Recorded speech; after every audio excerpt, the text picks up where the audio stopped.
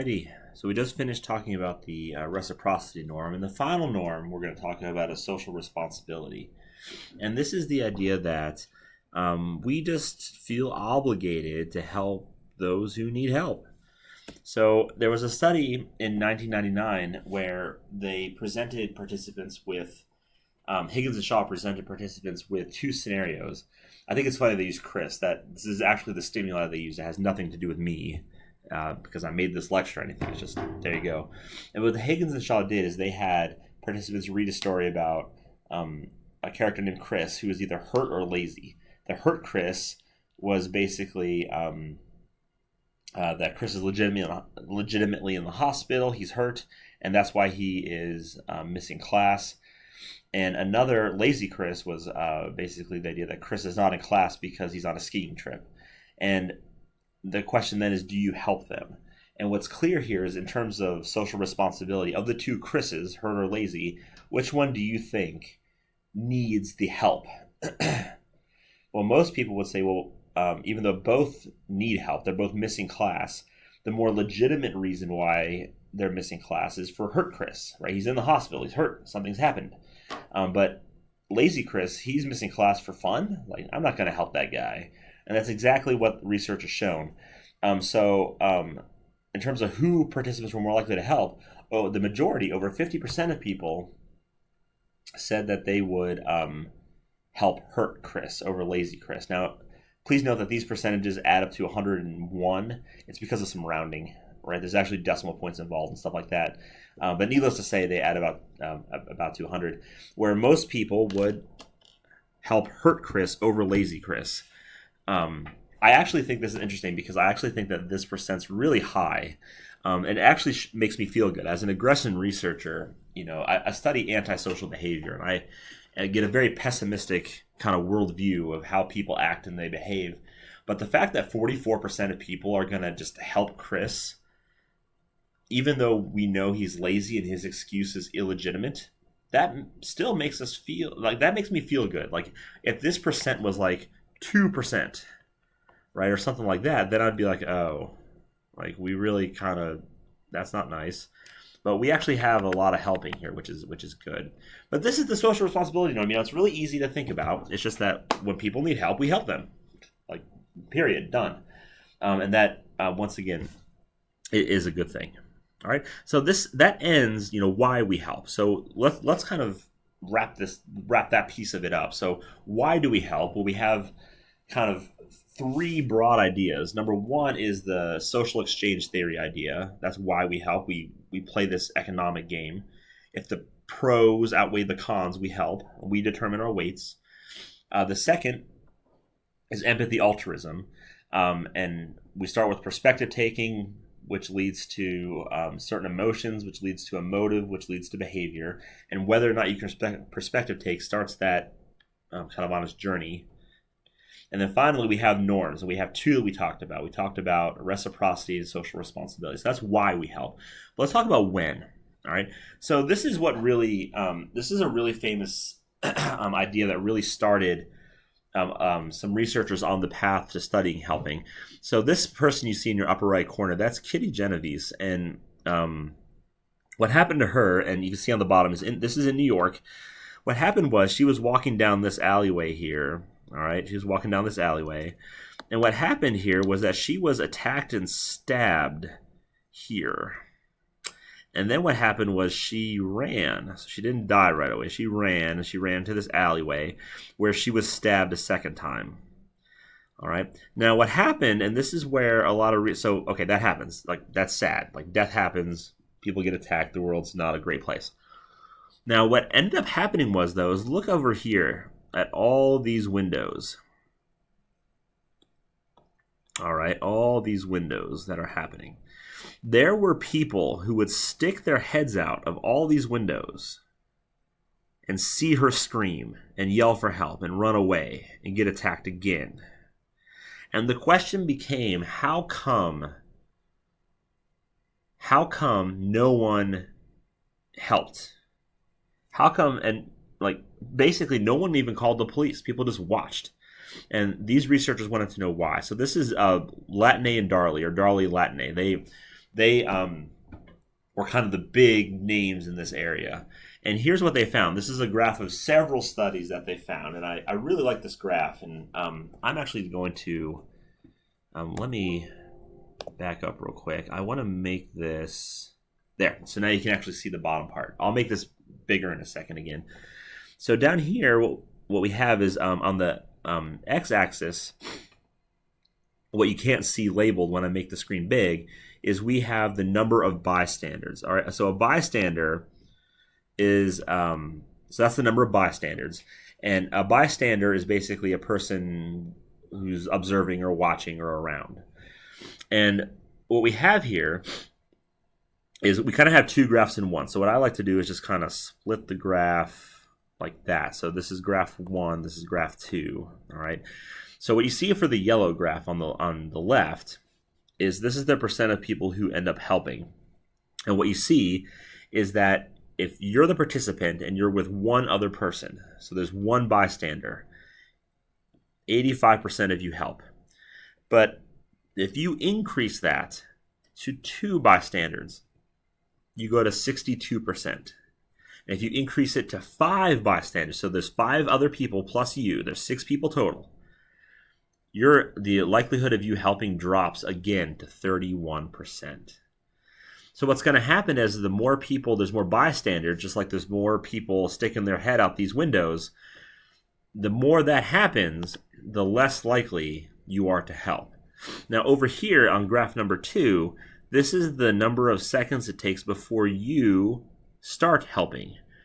And what you see is that when there's you and one other person, if you notice there's an emergency, it takes you less than a minute to respond. But if there's you and 2 other people, it's almost doubled. And then if there's 5 others, that's 166 seconds. That's 3.5 minutes just about. If I'm doing is that right? No, sorry. That's just under 3 minutes.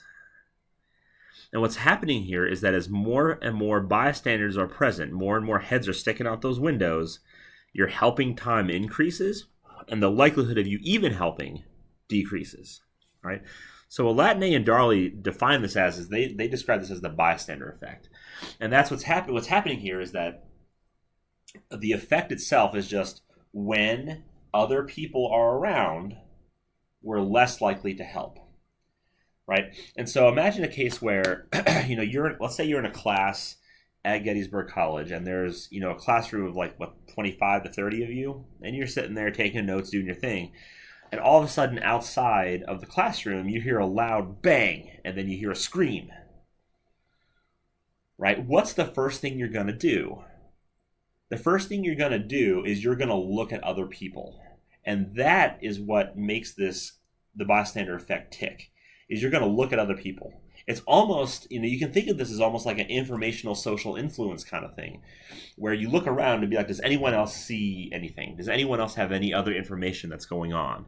So it's almost like an informational social influence where, your first step is you hear a loud crash and a scream, you look around, and, the intuitive part of me would be like, no, I wouldn't do that. The first thing I would do is if I heard a crash and a scream is I would get up and run to the door or the window to make sure something didn't happen.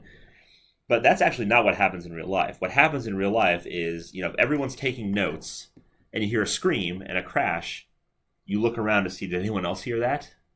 Should we help? Should we do something? Right? So it's kind of interesting how it works. And what they said, Latane and Darley, was that what drives the bystander effect is this assumption that we have, and it's called the diffusion of responsibility. And what's going to happen in the diffusion of responsibility is that the more people you have, the less likely you are going to assume any sort of responsibility for helping. So if you hear a crash and a scream and there's a classroom of 30 of you, you could be like, well, I don't need to help because the person closer to the door will help, or the teacher should help, or the professor should get out there and help. That's the way that kind of works. All right, so it's the idea that you are just like, it's not on me. It's not my responsibility to help. Someone else can do it, because why would it be me? There are 24 other people in this classroom. But what's going to happen is the fewer people you get, the more that responsibility falls on you. So if there's only two of you, then you're going to be more likely to help because you assume that responsibility. It's either me or this other guy that's going to help. But if there's you plus 25 others, you're less likely to help because you're just like, oh, one of the other 24 people will help. All right? And that's the way diffusion of responsibility works. There was actually a study by Latney and Darley, and what they did to test this is they had a participant in a little cubicle interacting with another student, which they thought they were. Typical social psych, there was no real other student. And what they did is they were interacting via intercom, and what happens is the other student has a seizure. Now, you can't see the other student, but if you've ever seen a seizure, there's a lot of shaking and a lot of movement, and because it's on the intercom, you can imagine a student, hitting the ground like that, and then making these types of noises. Right? Now, you may not know that's a seizure, but you may be like, what's wrong? What's happening? You may kind of make that idea. And the independent variable in this study was how many other people are around. So is it only one? This would be, is it just you? Is it you and someone else? Or is it you plus 4 other people? And the dependent variable is how much time does it take you to check to see if the other student's okay? And what they found is, so this is the percent that helped, all right? And what they found is that if you're alone, that's the red bar here. What's going to happen is when you hit about 3 minutes, 180 seconds, 100% of the people are helping. And what you see is a very steep line like that. You see a very steep line early on. So at 1 minute, 80% of people are helping. Even at 30 seconds, which would be about here, you have half the people are already kind of out the door checking on this other person. All right? But however, when you get to if you have this one other person in there, look at the difference when you hit the minute mark. So we have 80% versus like 62%. And God forbid if there are 4 other people around, because if so, at the minute mark, only 30% are helping. And look at the steepness of those lines. And one other thing I want to point out is look at this. If you have one other person or 4 other people, you never reach 100%. Never reach 100%. Never. And this is after 5 minutes. So now you've been trying to interact with this person for 5 minutes and they're not responding to you. And look at that. That to me is crazy, right?